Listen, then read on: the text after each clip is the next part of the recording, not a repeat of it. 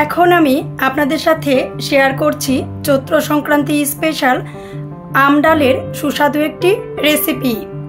সুস্বাদু করে আম ডালের এই রেসিপিটা শেয়ার করে নেওয়ার জন্য আমি বেশ অনেকটা মটর ডাল নিয়ে নিয়েছি। আমার ঠিক যতটা মটর ডাল লাগবে আমি ওরকমভাবে নিয়ে নিয়েছি। আপনিও আপনার প্রয়োজন অনুসারে মটর ডাল নিয়ে আম ডাল করে নিতে পারেন।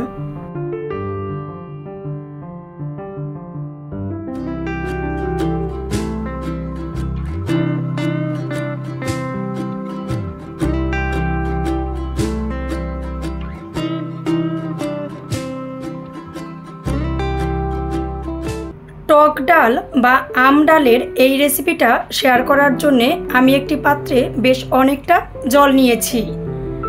গ্যাস অন করে দিয়ে জলটা গরম হওয়ার জন্য দিয়ে নিয়েছি। দিয়ে দিচ্ছি লবণ। ডাল সিদ্ধ করে নেওয়ার জন্য গরম জলে আগে আমি লবণটা দিয়ে নিচ্ছি। জল যখন বলক চলে এসেছে, মটর ডাল খুব ভালো করে ধুয়ে নিয়ে পাতিলে আমি দিয়ে দিচ্ছি। দিয়ে মিডিয়াম লো আঁচে রেখে ডাল আমি খুব ভালো করে সিদ্ধ করে নিচ্ছি। ডাল খুব ভালো করে সিদ্ধ করে নিয়ে সাথে আমার যতটা লাগবে ওরকমভাবে গরম জল দিয়ে নিয়ে ডাল ঘুটনি দিয়ে খুব ভালো করে জলের সাথে ডালটা মিশিয়ে নিচ্ছি।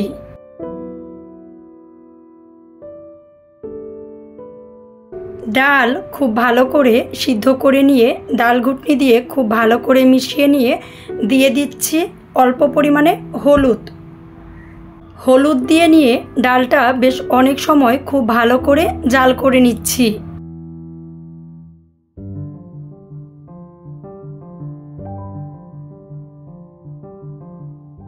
সুস্বাদু করে টক ডালের এই রেসিপিটা করে নেওয়ার জন্য একটি প্যানে নিয়ে নিয়েছি অল্প পরিমাণে জল।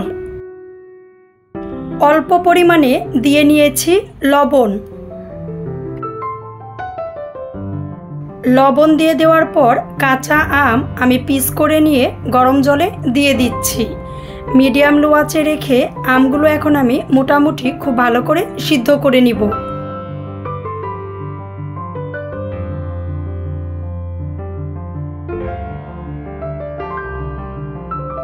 মিডিয়াম লো আঁচে রেখে আমগুলো খুব ভালো করে সিদ্ধ করে নিচ্ছি।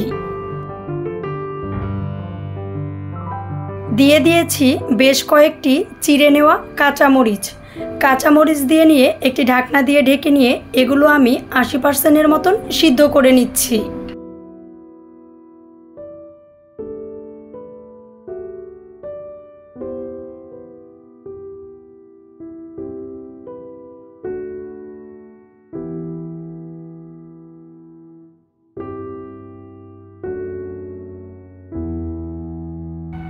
আম যে সিদ্ধ করে নিচ্ছিলাম ওই প্যানের জলটুকু সহ ডালের পাতিলে দিয়ে দিচ্ছি। দিয়ে নিয়ে বেশ অনেকটা টাইম খুব ভালো করে জাল করে নিব। সংক্রান্তি স্পেশাল আম ডাল করে নেওয়ার জন্যে প্যান গরম হয়ে গেলে দিয়ে দিচ্ছি সরিষার তেল। আমি সব রান্নাই প্রায় সরিষার তেল দিয়ে করে থাকি, আপনি ইচ্ছা করলে সয়াবিন তেলও দিয়ে নিতে পারেন। তেল খুব ভালো গরম হয়ে গেলে বেশ কিছুটা শুকনা মরিচ 2 টুকরা করে আমি দিয়ে নিচ্ছি। শুকনা মরিচগুলো দিয়ে নিয়ে মিডিয়াম লো আঁচে রেখে মরিচগুলো খুব ভালো করে ভেজে নিচ্ছি।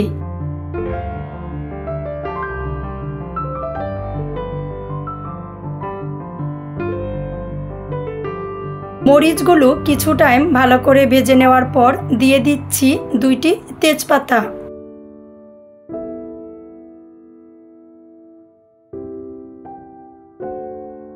আম ডাল করে নেওয়ার জন্যে অল্প পরিমাণে দিয়ে নিয়েছি সরিষা।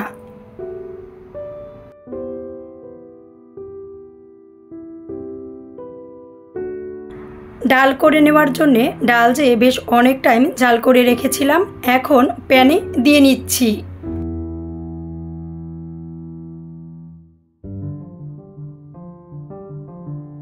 প্যানে দিয়ে দেওয়ার পর হাই হিটে রেখে 3 থেকে 4 মিনিট খুব ভালো করে রান্না করে নিচ্ছি।